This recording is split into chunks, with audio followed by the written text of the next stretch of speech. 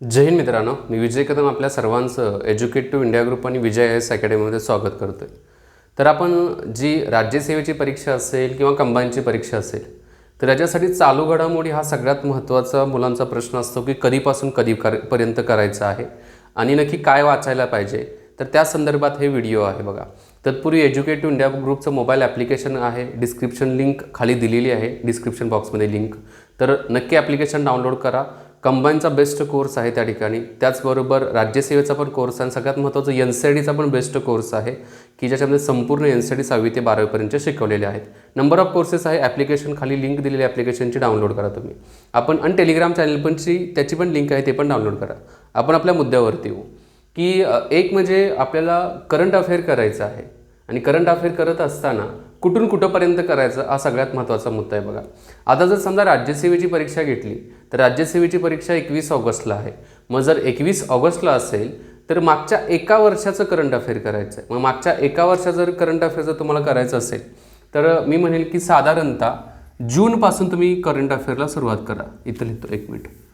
जून 2021 पासून ते जुलै 2022 पर्यंतचे करंट अफेअर तुम्हाला करायचे आहेत. जून 2021 ते जुलै 2022 पर्यंतचे करंट अफेअर करायचे आहेत. आता हे जे करंट अफेअर जे असणार आहेत, बघितला तर एरिया खूप मोठा असतो. करंट अफेअरमध्ये काहीही विचारलं जाऊ शकतं. पण करंट अफेअरमध्ये काय विचारतात याच्यासाठीच तुम्हाला पाठीमागच्या प्रश्नपत्रिका बघायच्या आहेत. आता करंट अफेअरमध्ये काय विचारतात, एक विधेयकांच्या बाबतीमध्ये प्रश्न विचारला जातो, बिलांच्या बाबतीमध्ये. तर बिलं माहिती पाहिजेत आपल्याला, म्हणजे कुठल्या बिलाचं काय शिफारशी होत्या त्या पण माहिती असणं गरजेचे आहेत. त्याचबरोबर वेगवेगळ्या प्रकारचे रिपोर्ट्स वगैरे विचारले जातात. मी तर 12 मुद्दे घेतलेत. हे 12 मुद्दे मी सांगणारच आहेत की नक्की करंट अफेअरमध्ये वाचायचं तर काय वाचायचं आणि ते पण मोजकंच वाचायचं. तसं भरपूर पुस्तकं आहेत, पण त्या पुस्तकातील ऑथेंटिक इन्फॉर्मेशन, बरोबर इन्फॉर्मेशनच आपल्याला काय करायची आहे, थोडी बाहेर काढायची आहे. जास्त डिटेलमध्ये करत बसायचं नाही आहे. आता काय काय वाचायला पाहिजे बघा. पहिला मुद्दा जो आहे तो अहवाल आणि निर्देशांक. हा सगळ्यात महत्त्वाचा काय आहे तर करंट अफेअरमधला पॉईंट आहे. बरेच अहवाल विचारले जातात की कोणत्या संस्थेच्या मार्फत हा अहवाल काढला जातो किंवा कोणत्या संस्थेच्या मार्फत हा निर्देशांक काढला जातो. मग ह्युमन डेव्हलपमेंट इंडेक्स असेल, त्याचबरोबर different types of the index येत आहेत. तर ते इंडेक्स कुणाच्या मार्फत काढले जातात वगैरे विचारलं जातं. अहवाल पण वर्ल्ड बँकेच्या मार्फत कुठले अहवाल काढलेले आहे, IMFच्या मार्फत कुठले अहवाल काढलेले आहेत, रिझर्व्ह बँक ऑफ इंडियाच्या मार्फत कुठले अहवाल काढण्यात आलेले आहेत. तर ह्या सर्व डिटेल्स ज्या आहेत त्या तुम्हाला करंट अफेअरमध्ये अभ्यासणं काय तर गरजेच्या आहेत बघा. म्हणजे हा एक मुद्दा म्हणेल की मी अहवाल येत आहे त्याच्यामध्ये. आणखी आता हे जे मुद्दे आहेत त्याच्यामध्ये आणखी एक मुद्दा मी ॲड करतो बघा, 13वा मुद्दा. ज्या स्कीम्स आहेत, भारत सरकारच्या ज्या योजना आहेत ना, फ्लॅगशिप ज्या स्कीम असतात त्या योजना पण तुम्हाला करायला पाहिजेत. मग त्यातल्या त्यात कुठल्या योजना करायच्या असतील तर ज्या सोशल इश्यू संदर्भातल्या स्कीम आहेत, म्हणजे महिलांच्या बाबतीमध्ये काही योजना असतील, बालकांच्या बाबतीमधल्या काही योजना असतील, दिव्यांग व्यक्तींच्या बाबतीमधल्या काही योजना असतील, त्याचबरोबर इन्फ्रास्ट्रक्चर डेव्हलपमेंटसाठी काही योजना असतील, तर या योजनांचा अभ्यास हा करायलाच पाहिजे. रिसेंटली झालेल्या योजना मागच्या एका वर्षामध्ये. आणि ज्या फ्लॅगशिप स्कीम असतात, फ्लॅगशिप म्हणजे काय की जसं स्वच्छ भारत मिशन असेल, त्याचबरोबर जनधन अकाउंटच्या संदर्भातली जनधन योजना असेल, तर या फ्लॅगशिप आहेत, सगळ्यात मोठ्या योजना आहेत. यांना तर तुम्हाला व्यवस्थित करायलाच पाहिजे. आणि त्याच्या रिलेटेड जे छोट्या छोट्या अलीकडच्या एका वर्षामध्ये आलेल्या ज्या योजना आहेत ना, त्याचा पण तुम्हाला अभ्यास करायचा आहे. मी एक अहवाल निर्देशांक करायला सांगितलं. दुसरं जे आहे ते स्कीम्स वगैरे आहेत. या स्कीम्स वगैरे तुम्हाला काय करायचे आहेत तर अभ्यासणं गरजेचे आहेत बघा.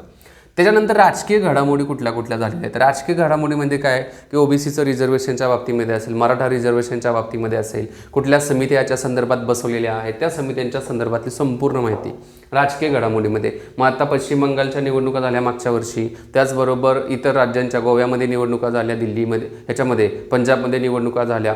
तर यात निवडणुकीचे रिझल्ट्स, कुठल्या पक्षाचं बहुमत आहे, कोणता मुख्यमंत्री आहेत, 5 राज्य देतील जे निवडणुका झालेली त्यांचे मुख्यमंत्री एका साईडला देतील आणि जोडायला हवा म्हणतील. हे करंटचे क्वेश्चन्स होत आहेत. तर आपल्या राजकीय घडामोडी पण इथं काय करायच्या आहेत तर बघायच्या आहेत बघा. नंतर महत्त्वाची विधेयकं आहेत. भरपूर अशी महत्त्वाची विधेयकं मांडली गेलेली आहेत. तर त्या विधेयकांच्या बाबतीमध्ये पण आपल्याला काय करायचं, व्यवस्थित अभ्यास करायचा आहे. ती पण मोजकीच विधेयक बरं का. म्हणजे तुम्ही म्हणाल की विधेयकं भरपूर मांडली जातात, तर प्रत्येकाच्या शिफारशी अभ्यासणं गरजेचं आहे का, नाही आहे. ठराविकच. पुन्हा मी म्हणतो ते कुठून कळणार तर तुम्ही पाठीमागच्या प्रश्नपत्रिका बघितल्यानंतर त्याचा एक रेफरन्स बिंदू भेटेल की बाबा हे एवढेच विधेयक आपल्याला करायचे आहे, त्याच्या पुढं जायचं नाही आहे. कुठलंही आलतू फालतू विधेयक जे मांडलं असेल त्याच्या संदर्भात जर आपण अभ्यास करायला गेलो आपला टाईम वेस्ट जाणार आहे. त्यामुळे टाईम वेस्ट नाही करायचा, जेवढं मोजकं आहे तेवढंच उचलायचं, तेवढंच अभ्यासाचं, व्यवस्थित फिट करायचं, इथं परीक्षेला घेऊन जायचं. That's it. अशा पद्धतीनं काय करायचं आपल्याला जायचं आहे. नंतर आर्थिक घडामोडीच्या बाबतीमध्ये बाबा रिझर्व्ह बँक ऑफ इंडियाने कुठला निर्णय घेतलेला आहे, रेपो रेट कमी केला, रेपो रेट वाढवला, नक्की repo rate, reverse repo rate काय असतो, त्याच्यानंतर ओपन मार्केट ऑपरेशन खूप मोठ्या प्रमाणामध्ये चलनवाढ होत आहे, मग याच्यावरती कुठल्या घडामोडी झालेल्या आहेत का, त्याचबरोबर एखादी नवीन योजना कुठली आलेली आहे का आर्थिक घडामोडीच्या बाबतीमध्ये, तर त्या सगळ्या गोष्टी आपल्याला काय करायचं आहे तर करंट अफेअरमध्ये बघायच्या आहेत. नंतर आहे विज्ञान आणि तंत्रज्ञानाच्या बाबतीमध्ये. विज्ञान आणि तंत्रज्ञान म्हणजे काय, सायन्स अँड टेक्नॉलॉजी. नवीन कुठला शोध लागला आहे का आत्ता अलीकडं विज्ञान आणि तंत्रज्ञान असेल, सायन्स अँड टेकच्या बाबतीमध्ये. त्याचबरोबर वेगवेगळ्या प्रकारचे सॅटेलाइट्स लॉन्च केले असतील तर सॅटेलाइट लॉन्चिंगच्या संदर्भातली इन्फॉर्मेशन गोळा करायची. त्याच्यानंतर आणखी काही येत असेल जे विज्ञान आणि तंत्रज्ञानामध्ये नवीन रिसर्च असतील ना, त्या रिसर्चचा जो पॉझिटिव्ह फायदा जो असेल, जो आपल्या याच्या दृष्टिकोनातून दिसतोय की आपल्या आसपासच्या जे काही रूल आपल्या आसपास जे आहेत ना, ह्युमनच्या बाबतीमध्ये असेल, आपल्या सर्वांच्या बाबतीत समाजाच्या दृष्टिकोनातून असेल तर ते विज्ञान आणि तंत्रज्ञान. इस्रोच्या बाबतीमध्ये इन्फॉर्मेशन गोळा करायची, नासाच्या बाबतीमध्ये असेल. त्याचबरोबर आता IRNSSच्या बाबतीमध्ये काही प्रश्न आला तर त्याचं पण उत्तर देता आलं पाहिजे. असे भरपूर मुद्दे जे आहेत ते विज्ञान आणि तंत्रज्ञानामध्ये येतात. बघा संरक्षण घडामोडीमध्ये काय येतात तर कोणत्या प्रकारचे आता युद्धाभ्यास झाले, चायनाबरोबर कुठला हँड इन हँड हा युद्धाभ्यास होतो, ठीक आहे माहिती आहे आपल्याला. अमेरिकेबरोबर युद्धाभ्यासच आहे एक प्रकार. मालाबार एक्सरसाइज हा कोणत्या देशांच्या मध्ये होतो, तर हे संरक्षण घडामोडी बरोबर. राफेलच्या बाबतीमध्ये विचारलं जाऊ शकतं. त्याचबरोबर नवीन प्रकारच्या आणखी कुठले जे म्हणून इन्स्ट्रुमेंट जे आहे ते भारताच्या डिफेन्समध्ये ॲड झालेले आहेत त्याच्याविषयी विचारलं जाऊ शकतं. युद्ध नौका ज्या आहेत या युद्ध नौकेच्या बाबतीमध्ये पण इन्फॉर्मेशन विचारलं जाऊ शकते. सो संरक्षण क्षेत्रामधील मागच्या 1 वर्षामध्ये ज्या घडामोडी झाल्यात ना त्या घडामोडी आपल्याला अभ्यासायच्या आहेत. बघा त्याच्यानंतर प्रमुख नेमणुका कुठल्या झालेल्या आहेत. आता प्रमुख नेमणुका म्हणजे राष्ट्रीय लेवलच्या प्रमुख नेमणुका, जिल्हा लेवलला, तालुका ह्याच्यामध्ये मी म्हणेल की महाराष्ट्राच्या लेवलला कुठल्या ह्या पक्षाचा हा अध्यक्ष, खजिनदार वगैरे, तर हे असल्या काही राजकीय घडामोडी इम्पॉर्टंट नाही आहेत. म्हणजे नेमणुकांच्या बाबतीमध्ये IBचा हेड कोणाला त्या नेमणूक केलेली आहे, नंतर CBIचे हेड कोणाला नियुक्त करण्यात आलेले आहेत. त्याचबरोबर आणखी भरपूर आंतरराष्ट्रीय संस्था असतील, आंतरराष्ट्रीय संस्थांच्या नेमणुका बघा, युनायटेड नेशनच्या बाबतीमध्ये असेल. त्याचबरोबर वर्ल्ड बँकेचे हेड कोण आहेत, IMFचे हेड कोण आहेत, युनेस्कोचे हेड कोण आहेत, तर या नेमणुका पण थोड्या काय करा तुम्ही बघा मागच्या 1 वर्षामध्ये झाले. सर्वोच्च न्यायालयाचे मुख्य न्यायाधीश म्हणून कोणाची नियुक्ती करण्यात आली. त्याचबरोबर काही उच्च न्यायालय आहेत, या उच्च न्यायालयांचे मुख्य न्यायाधीश म्हणून कोणाची नियुक्ती करण्यात आली. तर ह्या सगळ्या डिटेल्स तुम्हाला या प्रमुख नेमणुकांच्या मध्ये अभ्यासायचे आहेत. क्रीडा घडामोडीमध्ये बघा ऑलिम्पिक झालं, ऑलिम्पिकमध्ये जे काही गोल्ड मेडल्स असतील भारताला किती भेटले त्याचा पाठीमागचा थोडा इतिहास. 2008ला अभिनव बिंद्रा यांना भेटलेलं गोल्ड मेडल असेल, आत्ता कोणाकोणाला भेटलं, तर असे भरपूर जे आहेत यांच्याविषयी पण काय करायचं तर क्रीडा घडामोडी आपल्याला थोड्या चेक करायच्या आहे. ठीक आहे. त्याच्यानंतर महत्त्वाचे पुरस्कार पण बघायचे आहेत. पुरस्कारमध्ये भारतरत्न, पद्मविभूषण, पद्मभूषण असेल, पद्मश्री असेल. त्याचबरोबर आणखी म्हणजे ह्याच्यामध्ये बघा महाराष्ट्रभूषण पण पुरस्कार, त्याचा थोडा अभ्यास करावा लागेल कारण महाराष्ट्रभूषण याच्यावरती पण प्रश्न विचारले गेलेले आहेत. सो तो पण आपल्याला माहिती असणं गरजेचं आहे. कालिदास जो पुरस्कार असेल तो असेल.